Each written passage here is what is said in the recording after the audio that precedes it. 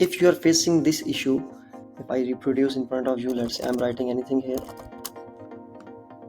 So when I click done, so you can see that it says composing region changed by the framework restarting the input method.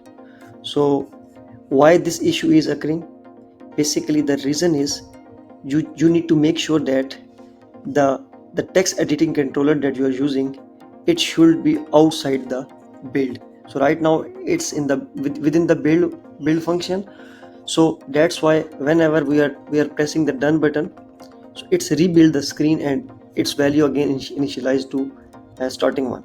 So that's why this issue is occurring. So you just simply need to remove within the build function to outside the build function. So if I save it and if I do it this, so you can see that now it's not basically removing from the here. So this is the one reason. Other reason is maybe you are using any state management like maybe provider, getx, whatever.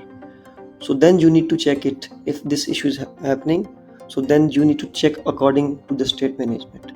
I hope this video helped you and to solve this issue.